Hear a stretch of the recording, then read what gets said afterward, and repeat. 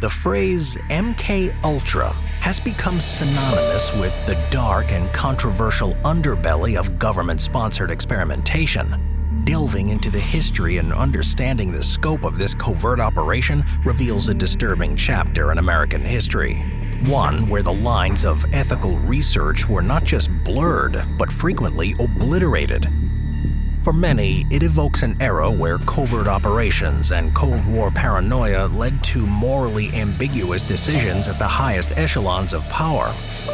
Scratching the surface of MK Ultra uncovers a labyrinthine web of deception, manipulation, and a seemingly relentless pursuit of mind control techniques. This covert initiative, funded and overseen by the United States government, underscores a time when the urgency of geopolitical competition with adversaries often trumped ethical considerations. In delving deep into the annals of this clandestine program, one encounters a narrative fraught with breaches of trust, invasions of personal autonomy, and a disconcerting willingness to sacrifice human well-being for perceived national security benefits. Project MK Ultra, sometimes referred to as the CIA's mind control program, was initiated in 1953 by the Central Intelligence Agency. It was officially sanctioned and lasted until 1973. Inspired by World War II-era experimentation by the Nazis and driven by Cold War fears of brainwashing by enemy states, the CIA embarked on this clandestine operation to master the art of mind control, exploring various methods to coerce individuals into behaving or thinking in particular ways without their knowledge or consent. However, it is important to note that the scope of MK Ultra was vast. It was not a singular monolithic program, but instead consisted of 149 known sub-projects. These sub-projects took place at 80 institutions, including 44 universities, 15 research foundations, 12 hospitals, and 3 penal institutions. Such widespread distribution made the operation both expansive and compartmentalized, allowing for plausible deniability by those at the highest levels of authority. Some of these projects were relatively benign, focusing on traditional intelligence operations, but many crossed into the realm of severe ethical transgressions. The brazenness with which these experiments were conducted, often on unwilling subjects, including U.S. citizens, demonstrates the extreme lengths the agency was willing to go to achieve its objectives. The impetus for such an endeavor can be traced back to the early days of the Cold War.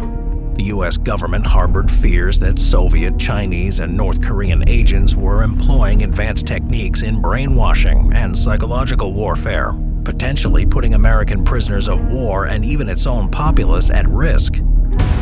Eager to not be outdone and to develop countermeasures, the CIA decided to delve into the world of mind manipulation and behavioral modification. A wide array of techniques were explored under the umbrella of MK Ultra, including the use of illicit drugs. LSD, or lysergic acid diethylmide, emerged as a primary agent of interest during the MK Ultra experiments. Developed initially as a potential treatment for various psychological conditions, the drug's potent hallucinogenic properties caught the attention of the CIA. They believed that it might serve as a truth serum or a means to control enemy agents and even populations. The administration of LSD to unsuspecting individuals became one of the more controversial aspects of the program. In operations like Midnight Climax, the CIA set up brothels in San Francisco and New York, wherein patrons were clandestinely drugged with LSD and then observed behind two-way mirrors. Such experiments aim to study the drug's effect on an individual's behavior, inhibitions, and susceptibility to divulging secrets. In addition to LSD, the program delved into the uses of barbiturates and amphetamines. While these drugs function differently from hallucinogens, they held their unique intrigue for the agency.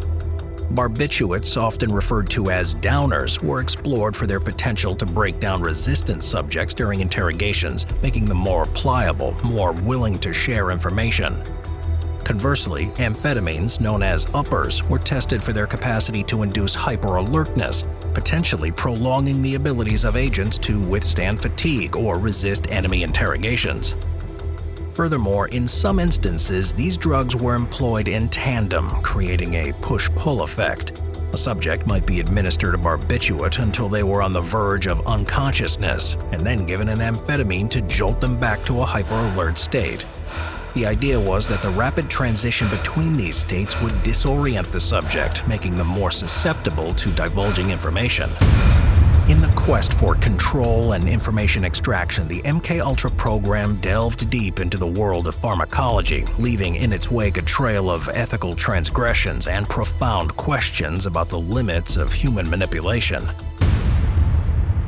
Another mind control technique thoroughly explored was hypnosis, both as a means of creating courier agents who would unconsciously transport information, and more darkly, as a potential method for carrying out assassinations without the operative's knowledge or memory of the act. Hypnosis as a tool for influencing the human mind has a history that stretches far beyond the inception of MKUltra. However, the program's utilization of this technique was intense, unique, and often fraught with perilous ethical considerations. The interest in Hypnosis stemmed from its potential to access the deeper layers of the human psyche, allowing for the possible manipulation of a subject's beliefs, memories, and actions. The allure of this tool was such that the CIA saw it as a potential twofold weapon, one that could be used for defensive countermeasures against enemy tactics, and another as an offensive tool for espionage. One of the major areas of interest for the CIA was the idea of creating a hypnotic courier.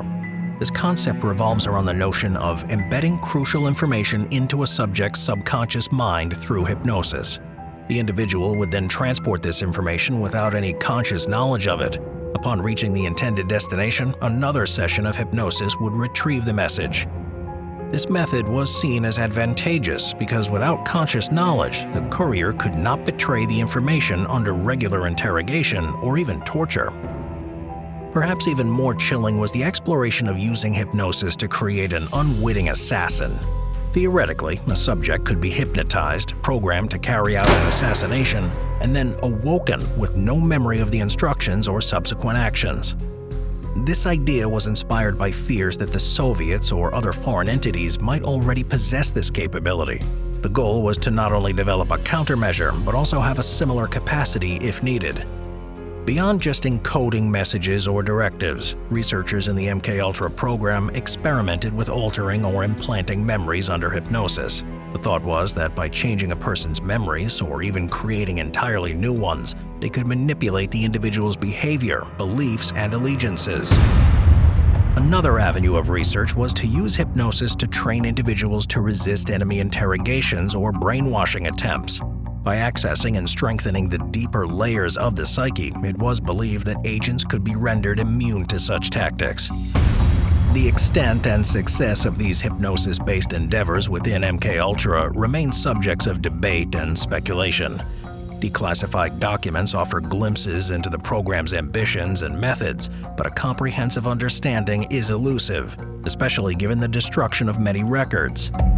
What is undeniable, however, is the audacious boundary pushing that took place in this realm of the program, often at the expense of the subject's well-being and without their informed consent.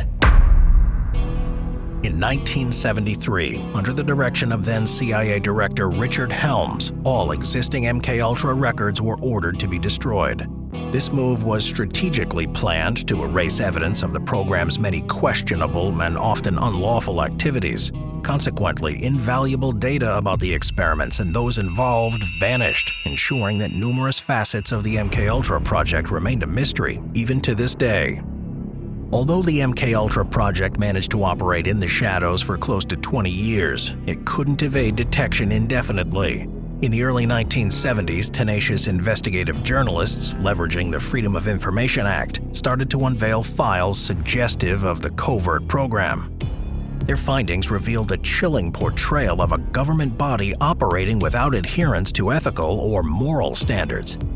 The most significant break in the story came when a cache of financial documents related to the program were discovered, having survived the earlier purge of MKUltra records.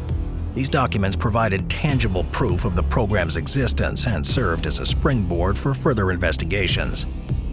Congressional hearings, most notably from the Church Committee and the Rockefeller Commission, delved deeper into the program's intricacies.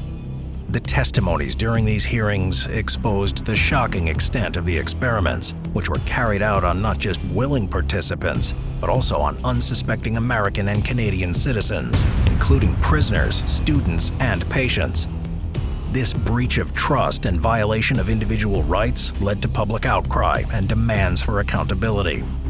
The revelations were nothing less than shocking. Testimonies and evidence confirmed that the CIA had tested LSD on unwitting US and Canadian citizens, which resulted in several deaths.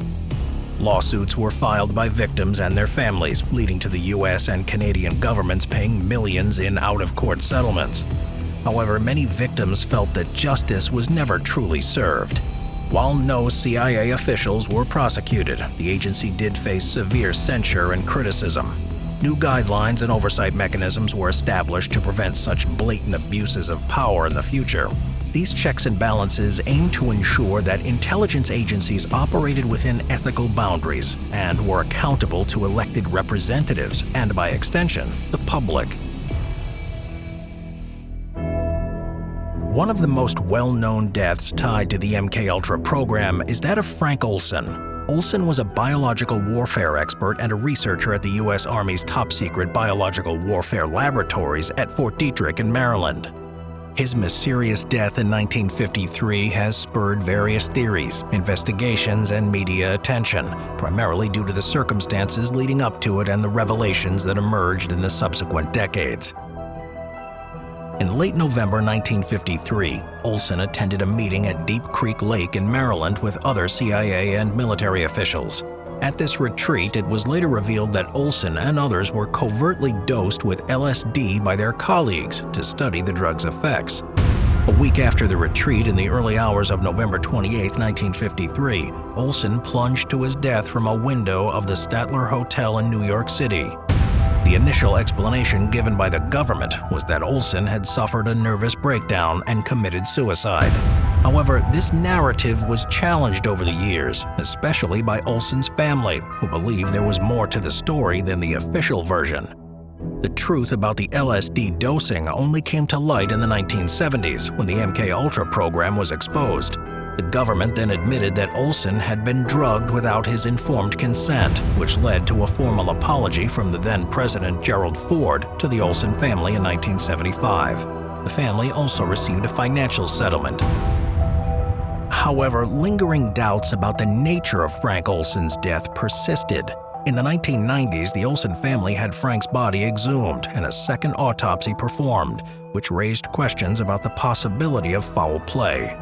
The forensic team found injuries on Olson's body that suggested he may have been knocked unconscious before falling from the window. The complexities surrounding the MKUltra program intensify when one uncovers the alleged ties it also has to several infamous historical figures. Among them is Ted Kaczynski, whose actions and motivations have stirred speculation about potential connections to the program. Better known as the Unabomber, Kaczynski was responsible for a nationwide bombing spree in the United States between 1978 and 1995, which targeted individuals involved with modern technology and industrial society. While Kaczynski's motivations, as outlined in his manifesto, focused on the pitfalls of technological advancement, it's his alleged connection to the MKUltra program that has intrigued many. In the late 1950s and early 1960s, while a student at Harvard University, Kaczynski participated in a study led by Dr. Henry A. Murray. Participants, including Kaczynski, were subjected to intense, psychologically aggressive interrogations, after which they were forced to watch back recordings of themselves undergoing these sessions. The aim was to break down the individual's sense of identity and see how they responded to such stressors. While the study was cruel and ethically questionable, it was technically unconnected with the MKUltra program on the surface. However, it's worth noting that Murray had ties to the CIA and had reportedly been funded by the agency before. Given the timing and the nature of the experiments, some have speculated that Murray's research at Harvard was covertly connected to the MKUltra program, making Kinski an unwitting participant in the government's mind control experiments. While there is no concrete evidence directly linking Murray's experiments with MKUltra, the possibility is fascinating for those who wonder if Kinski's later turn to violence was, in part, a result of the psychological trauma he experienced at Harvard. It's worth mentioning, though, that many factors contributed to Kinski's radicalization, and it's an oversimplification to lay the blame solely on his participation in these studies. Still, the alleged connection between Kinski and MKUltra remains a chilling footnote in the broader narrative of the program, underscoring the potentially far-reaching and unforeseen consequences of such ethically dubious experiments. Another notorious figure with suggested ties to the program is Siran Saran, best known as the convicted assassin of Senator Robert F. Kennedy in 1968. Over the years, a controversial theory has surfaced, suggesting that Siran was potentially a mind-controlled assassin linked to the MKUltra program. This theory, while not widely accepted in mainstream historical discourse, continues to be a point of discussion among conspiracy theorists and some researchers. Siran has consistently claimed that he does not remember the act of shooting Kennedy and recalls the events of that night only in fragmented and disjointed ways. Some argue this memory lapse is indicative of mind control or hypnotic programming. Investigators also discovered pages in Siran's notebooks that had repetitive, almost trance-like writings with phrases such as "RFK must die." Some interpret these writings as evidence of mind control or self-hypnosis. During Siran's trials and subsequent parole hearings, various psychologists and experts have suggested that he was in a hypnotic state during the assassination. Some even attempted to hypnotize Siran in court to demonstrate his susceptibility. While these elements raise intriguing questions, concrete evidence linking Siran directly to the MKUltra program remains elusive. Many historians and experts argue that the assassination was a product of Siran's personal and political motivations, especially his anger toward Kennedy's pro-Israel stance. Nevertheless, the very existence of the MKUltra program, with its ethically dubious experiments and its attempts at mind manipulation, provides fertile ground for such theories. The Siran Saran case, much like the other events from the tumultuous 1960s, continues to be re-examined and reinterpreted in the search for deeper truths. When the details of the MKUltra program finally came to light, they sent shockwaves throughout the American public, forcing a reevaluation of trust in governmental entities and their hidden agendas. This initiative wasn't just a minor overstep, it represented a systematic and deliberate invasion of individual rights, often targeting the nation's own unsuspecting citizens.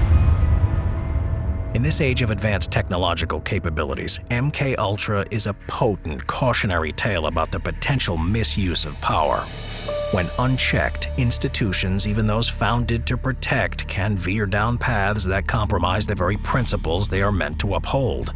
The program underscores the thin line between safeguarding national security interests and violating individual rights and civil liberties. Additionally, the MKUltra saga highlights the indispensability of transparency in democratic governance. Secrecy, while sometimes necessary in matters of national security, can also serve as a shield for gross misconduct and ethical violations. This is where the role of a free press and informed citizenry becomes paramount. In the aftermath of the MKUltra revelations, the media played a crucial role in exposing the depth and breadth of these experiments, reminding governments of their accountability to the people. In the annals of history, MKUltra will forever be etched as a dark chapter, a lesson about the potential pitfalls of unchecked power and the perils of sacrificing ethics at the altar of perceived greater good. For future generations, it serves as a potent reminder. Vigilance in safeguarding individual rights and liberties must always remain at the forefront, lest history repeat itself in more sinister ways.